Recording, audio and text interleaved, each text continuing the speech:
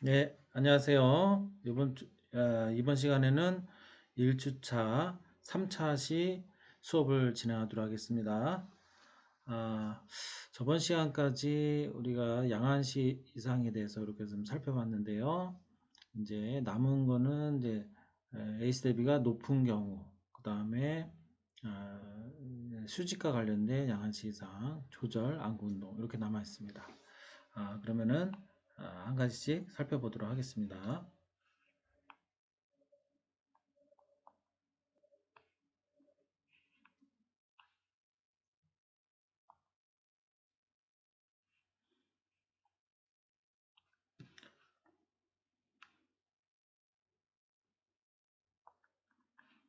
자, 이제 원거리에서 내편이도가 높으면서 근거리에서 더 높은 내편이도가 있는 컨버전스 액세스에 대해서 볼 텐데요. 아, 이런 경우도 이제 아까하고 좀 다른 점은 이제 눈먼 부족도 이제 두 가지 유형이 있었죠.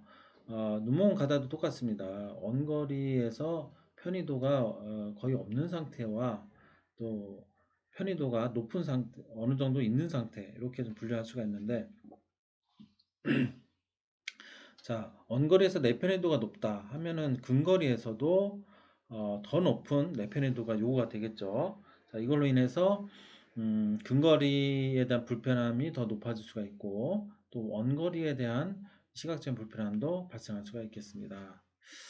자, 그러면은 어, 여기도 보는 것처럼 원거리에서 긴장성 폭주가 높고, 이건 이제 정의가 아니라 내편의도가 있겠죠. 그 다음에 SDB가 높고요. 네, 그래서 근거리에서의 내사유도가 원거리보다 상당히 높은 상태 이렇게 얘기할 수가 있습니다.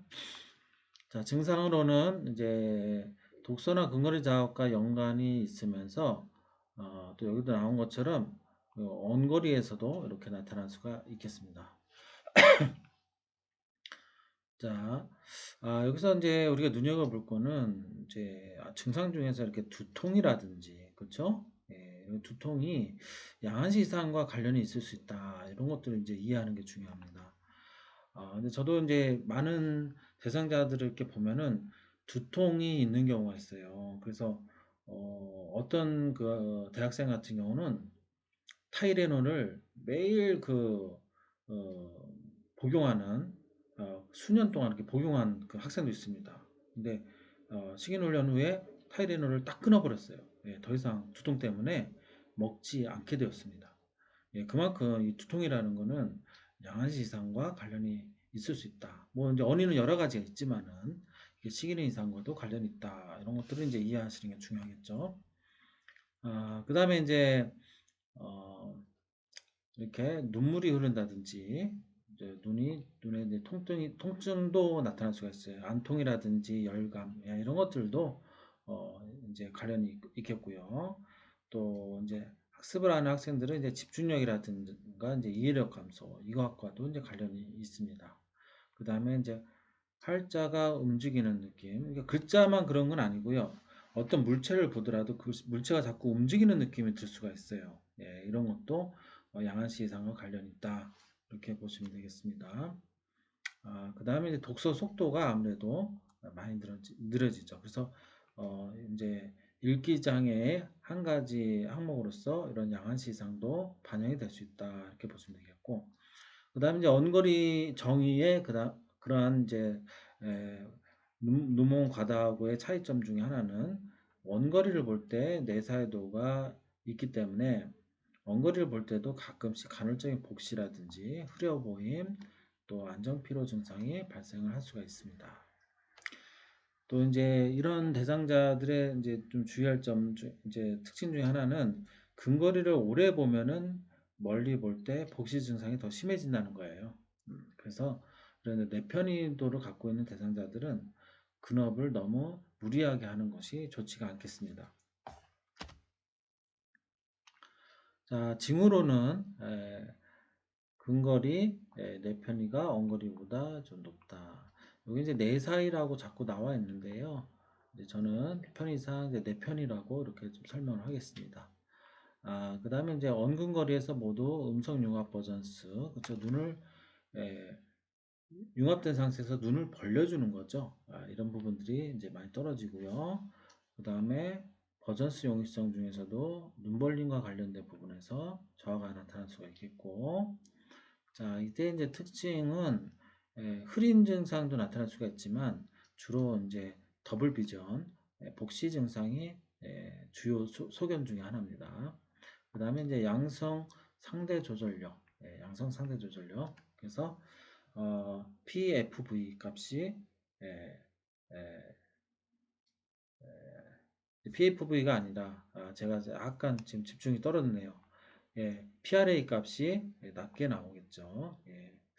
자, 이번 영상을 찍는데 제가 식사를 지금 하고 이거를 찍고 있습니다. 그래서 약간 더 아까하고는 조금 제가 좀 말을 실수를 또 할 수도 있겠어요. 좀 양해 바랍니다. 그다음에 이제 마이너스 방향의 양안 조절 용이성 검사, 이것이 이제 실패할 수가 있겠고, 그렇죠? 예, BAF 값 중에서도 마이너스 방향, 그다음 조절 레그 이것도 높게 나오겠죠. 그 다음에 원거리와 근거리에서 내 주시차를 가질 수가 있겠습니다.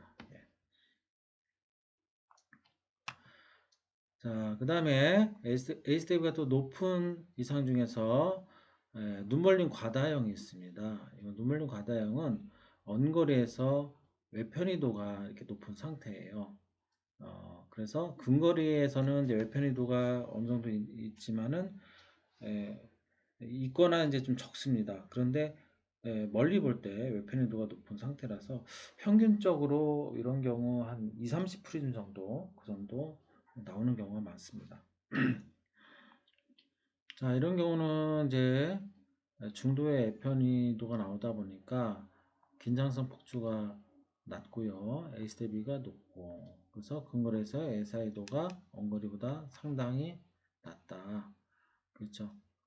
근거리에서는 외편이도가 원거리보다 상당히 낮은 상태입니다. 그래서 뭐 5에서 10 정도 이렇게 나올 수가 있는데 원거리는 뭐 20에서 30 정도 이렇게 나온다 그러면은 이런 경우는 이제 눈멀림 과다형이라고 할 수가 있겠죠. 예. 자, 그래서 이제 증상을 보면은 이제 이런 경우 이제 간헐성 외사시하고도 관련이 많은데요. 그래서 이제 어떤 부모의 관찰 중에 아이의 눈이 밖으로 이렇게 잘 돌아가는 상태가 이렇게 관찰이 됩니다. 그 다음에 근거리를 볼 때도 가끔씩 눈의 피로감 발생할 수 있고요. 그 다음에 밝은 불빛에 눈부심, 눈부심, 수명 등을 호소할 수가 있겠습니다. 그래서 이제 눈물림 과다형이 있는 경우 보통 밖에 나갔을 때 아동이나 이제 성인들도 눈부심을 많이 호소하는 경우가 있습니다. 근데 이제 물론 이제 어, 눈물림 과다형만 꼭 그렇지는 않고요. 외편이도가 좀 높은 경우 좀 대부분 이런 증상들을 호소하는 경향을 받습니다.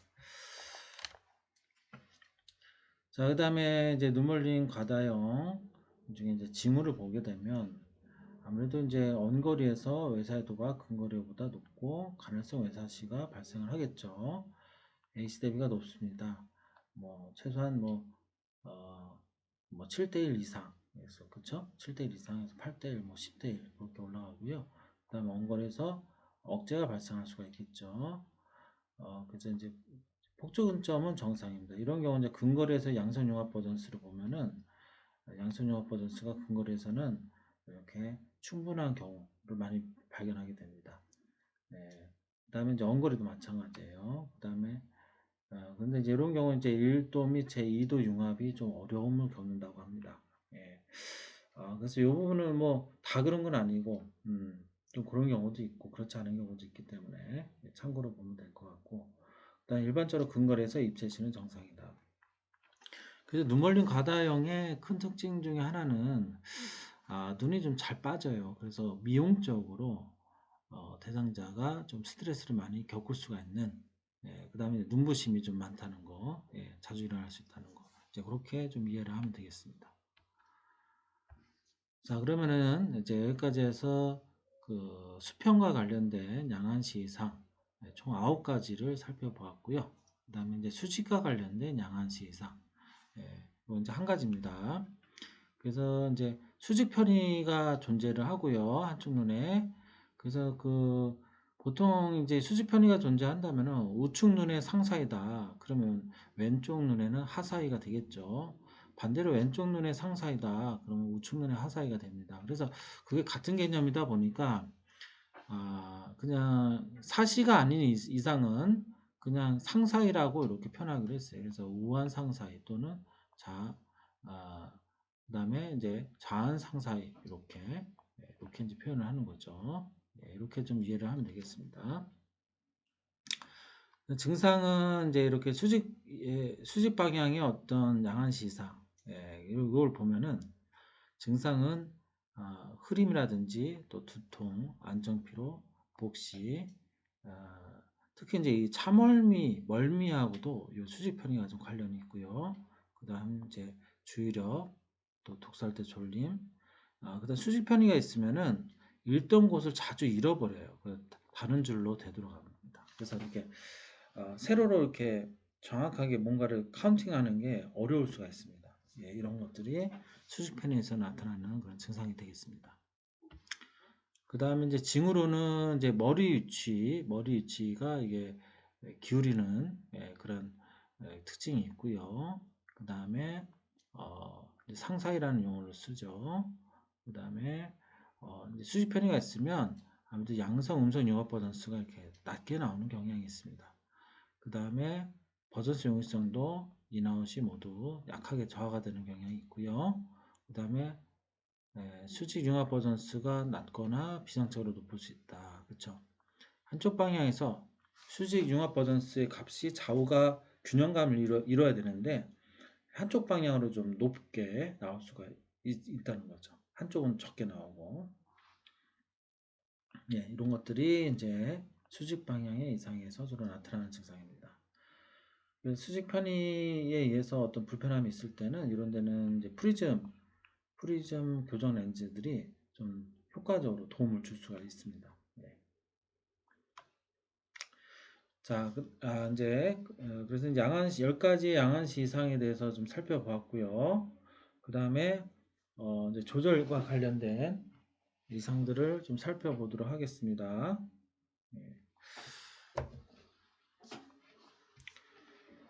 자, 조절 관련된 부분들은 자, 이제 첫 번째가 이제 조절 부족이 있는데요. 이 조절 부족은 노안과 관련된 증상과 매우 유사합니다. 그래서 이게 나이가 젊은 층인데도 불구하고 조절력이 떨어지는 거죠. 그래서 근거리를 볼 때 물체가 잘 이렇게 선명하게 안 보이는 흐려 보이는 증상이 나타나고요. 그래서 이제 근거리 작업할 때 굉장히 불편합니다. 눈에 피로감도 높고 긴장감, 불편감과 이제 긴장감을 느끼는 그다음 피로 느낌 이런 것도 이제 많이 느끼고요. 그다음 집중력도 많이 떨어지고요. 그래서 이 조절 부족이 있는 경우 책을 볼 때 굉장히 눈이 피곤해져요. 양한시 이상에서는 또 이제 힘들어지지만 이 조절 이상이 있으면 눈에 어떤 안정 피로라든지 피로감이 더 심하기 때문에 결국에는 오랫동안 이렇게 보는 것이 많이 어렵습니다. 그래서 우리가 양한시 이상에 의해서만 눈이 불편하다 생각할 수도 있지만 실제로 이 조절 이상이 있는 경우 훨씬 더 근거리 작업을 하는데 어려움을 많이 겪는 그런 경우를 많이 봤습니다. 그 다음에 이제 징후로는 이제 조절력이 낮은데요. 이건 이제 자기 대상에 맞는 연령에 따른 조절력이 좀 적게 나오는 경향이 있고요. 그 다음에 양성 상대 조절력, 그렇죠? 양성 상대 조절력. 그래서 PRA 값이 적게 나오고, 그 다음에 양한 조절 용이성에서 마이너스 방향. 이거 잘 안 되겠죠? 이게 이제 양한 조절 용이성뿐만 아니라 단한 조절 용이성에서도 마이너스 방향이 잘 안 됩니다. 그 다음에 이제 근거리에서 내 사이를 갖는 경향이 있다. 그 다음에 맴 검역법이라든지 FCC 검사값이 높게 나온다. 그렇죠. 그래서 근거리에서 이제 내 편의를 갖는다. 조절 부족이 이제 이렇게 좀 나와 있는데 요 내 편의를 무조건 갖는 건 아니고요. 대단히 외 편의를 가질 수도 있습니다. 예. 근데 인제 순수하게 어떤 조절과 관련된 부분에 영향을 주는 데 있어서 약간의 어떤 내 편의도가 발생할 수도 있다. 이렇게만 좀 이해를 하시면 좋을 것 같아요. 예. 그다음에 인제 조절 지속 능력 부족. 예. 그래서 요거를 볼 텐데요. 이거는 이제 조절 부족하고 유사성이 굉장히 많은 그런 증상이라고 할 수가 있는데 이제 조절력을 처음에 측정해 보면 조절력은 뭐 정상적으로 나옵니다. 하지만 시간이 지날수록 조절을 유지하는 것이 어려워지는 증상이죠. 그래서 눈이 쉽게 피곤해지고 불편해집니다. 그래서 조절 부족과 증상이 유사하고요. 근거리를 볼 때 글씨가 이제 흐려 보이는 증상, 그다음 눈에 불편감과 긴장감, 눈이 당기는 느낌 이런 것들을 많이 느끼고요. 그다음 피로감, 그다음 집중력 떨어짐 이런 것들이 나타납니다. 조절력은 이제 징후를 보면 처음에는 정상이지만은 반복해서 측정할수록 조절력이 멀어져요. 그래서 이제 이제 조절 지속 능력 부족을 검사를 할 때는 조절력 그 푸시업 검사를 반복적으로 5에서 10회 정도 이렇게 해보는 것이 중요합니다. 그래서 이렇게 했을 때 어, 조절 지속 능력이 잘 안 되는 그런 것들을 관찰하게 되는데 그러면은 이런 증상이 있을 수 있겠구나. 예, 이렇게 보면 되겠죠. 그다음 PRI 값 요것도 이제 낮게 나오는 경향이 있고요. 그다음에 단한 양안에서 조절 용이성에서 마이너스 방향에서 좀 실패를 하고요. 시간이 지날수록 수행 능력이 떨어집니다. 처음에 잘 되다가 시간이 지날수록 감소하는 경향이 있겠습니다. 그 다음에 근거리에서 내 편의도가 있겠죠. 그 다음에 이제 조절 레그 값도 이것도 이제 높게 나오는 경향이 있습니다. 그래서 조절 부족과 조절 지속 능력 부족은 조절을 덜 하는 경향이 있다 보니까 조절 레그 값이 좀 높게 나올 수 있다. 이렇게 보시면 되겠습니다.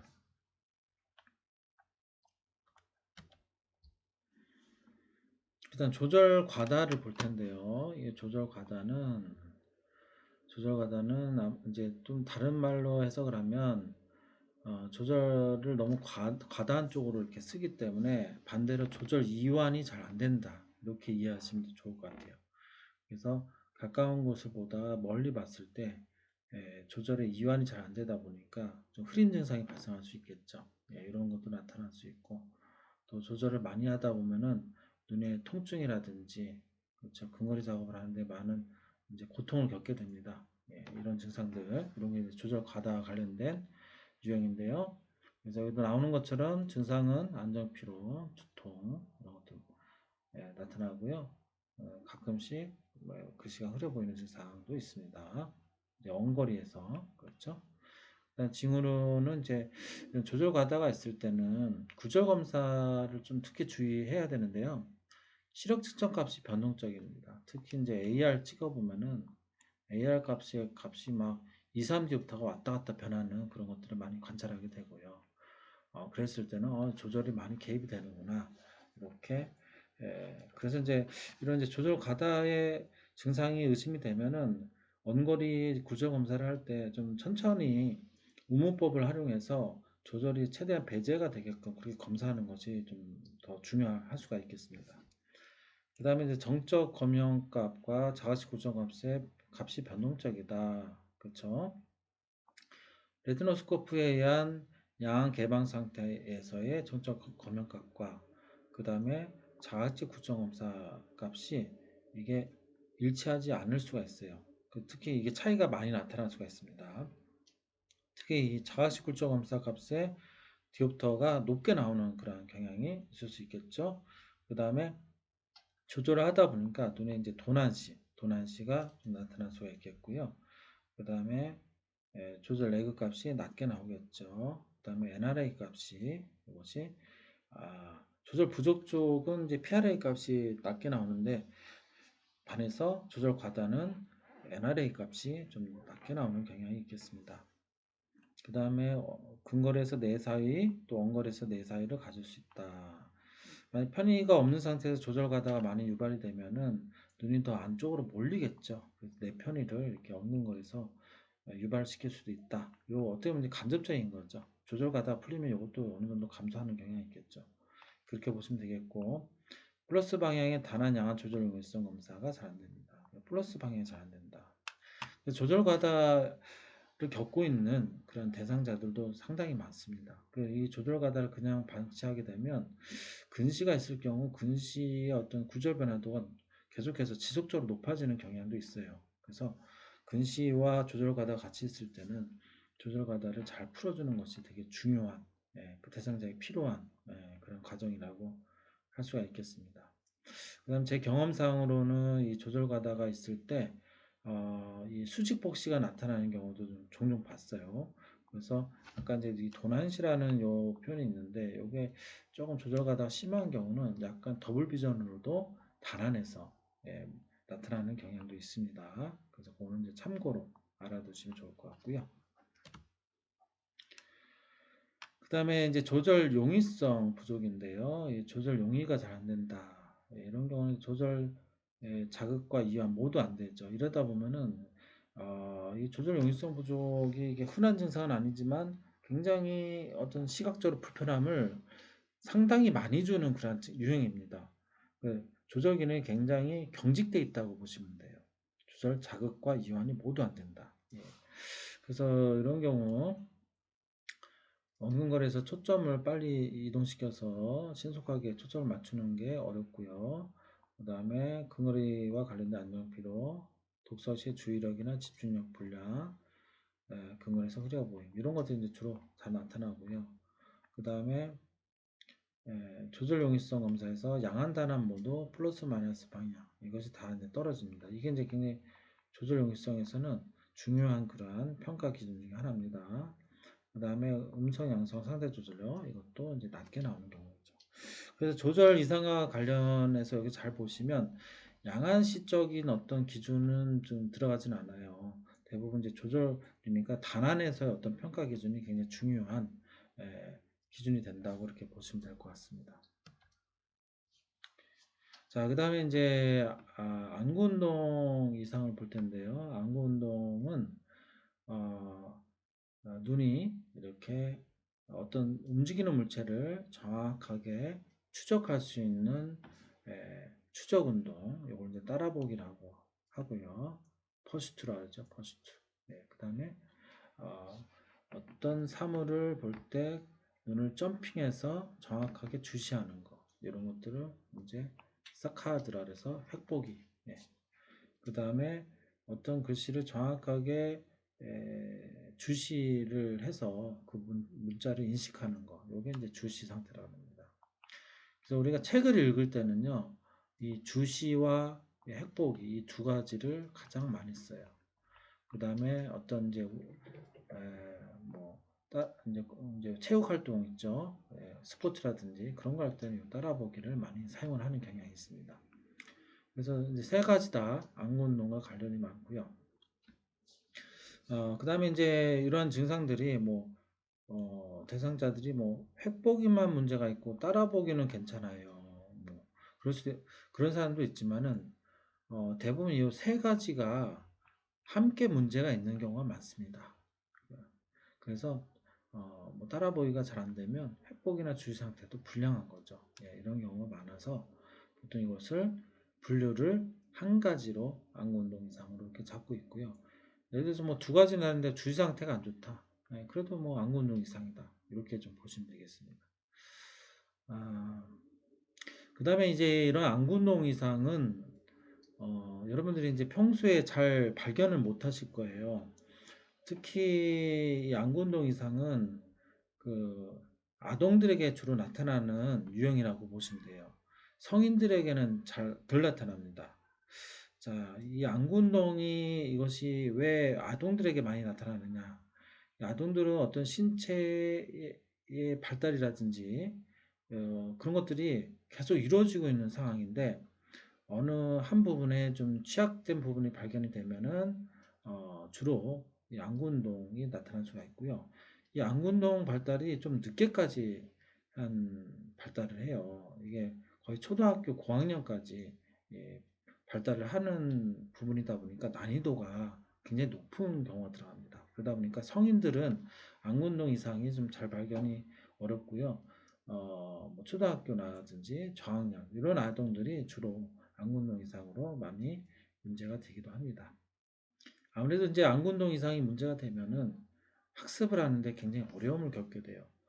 특히 읽기 능력에서 굉장히 떨어집니다. 그래서 책을 읽을 때 여기도 나왔지만은 독서 속도가 굉장히 잘 안 되고, 그다음에 줄을 자꾸 건너뛰는 예, 단어를 자꾸 건너뛰면서 읽는 이런 것들이 안군동 이상과 관련이 많고요. 또 읽던 곳을 자주 잃어버려요.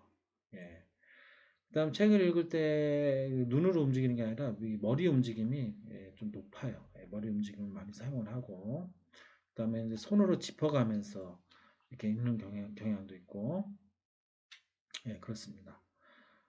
이제 그러다 보면은 아무래도 이제 읽는데 에너지를 많이 쏟아 보니까 이해력이 많이 떨어지겠죠. 그다음에 주위에서 읽는 시간이 짧아요. 오랫동안 보기 어렵고요. 그다음 칠판의 것을 베껴 쓰기도 곤란한. 그다음에 숫자가 세로로 나열된 수학 문제 풀기가 어렵다. 숫자가 세로로 나열된 거, 그렇죠? 숫자가 세로로 쭉 나열된 거를 보고 풀기가 어렵습니다. 그 다음에 컴퓨터 자동 채점표를 이용한 심리 테스트나 지능 테스트를 치르는데 곤란.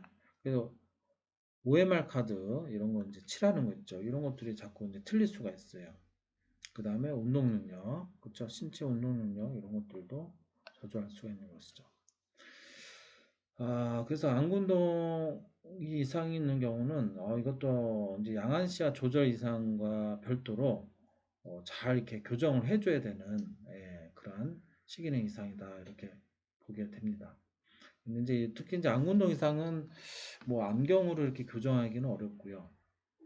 이런 경우는 100% 이제 시기는 훈련 재활을 통해서 이렇게 하죠. 그래서 비전 테라피가 가장 효과적인 그런 방법이라고 할 수 있겠습니다.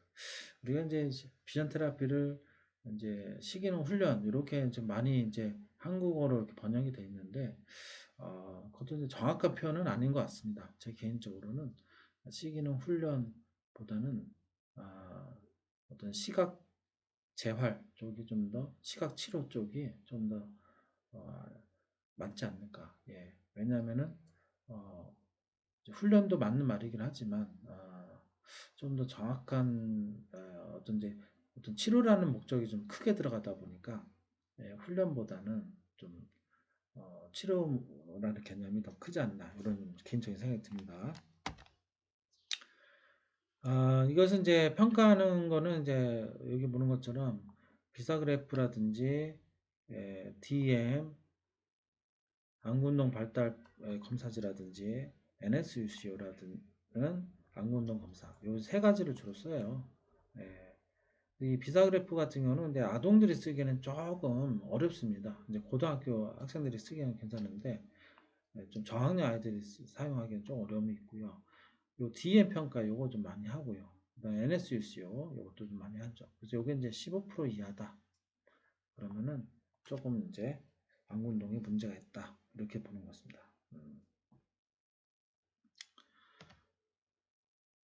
자, 여기까지 해서 우리가 이제 그 식이능 이상에 대해서 이렇게 좀 살펴봤는데요. 양안시와 관련된 식이능 이상, 그래서 눈몸 부족, 어, 그 다음에 눈몸 과다, 그 다음에 이제 기본형, 융합화 전수 기능 이상, 그 다음에 이제 수직 편의, 그쵸? 그 다음에 눈벌림 부족과 눈벌림 과다, 이런 것들이 이제 양안시 이상과 관련된 거고요. 그 다음에 조절과 관련된 부분들은 조절 부족, 조절 지속 능력 부족, 조절 과다, 조절 용이성 부족, 이런 것들이 조절 관련된 네 가지 유형에 들어가고, 그 다음에 이제 안구 운동과 관련된 거는 주시, 햇보기, 따라보기 이 세 가지가 공통적으로 문제가 있는 한 가지 유형으로 이렇게 나뉩니다. 여러분들이 이 15가지의 시기능 이상을 물론 이제 현장에서 임상에서 하다 보면은 이거 외에도 다양한 식이능 이상들을 발견하게 됩니다. 하지만은 크게 이 범주 내에서 인제 우리가 식이능 이상을 이해하는 것이 중요하겠고요. 그러다 보면은 인제 이런 대상자들을 만났을 때 이제 적절한 처치를 할 수 있는 그런 능력들을 갖춰 나가는 것이 중요하겠습니다. 그래서 우리 그 백석대학원에서는 아무래도 이제 백석대학원 안경학과에서는 식이능과 관련된 부분을 좀 주로 집중을 하고 있습니다. 그래서 인제 여러분들이 식이능에 대해서 많이 관심을 갖고 또 이쪽의 전문가가 된다면 앞으로 훨씬 더 어떤 성숙한 그런 전문가로서의 자질을 갖출 수 있는 기회가 되지 않을까 이런 생각을 해봅니다. 그럼 여기까지 해서 1주차 식이능에 대한 식이능 이상에 대한 소개에 대해서 이렇게 여러분들과 나눠봤습니다. 이상으로 마치겠습니다. 수고하셨습니다.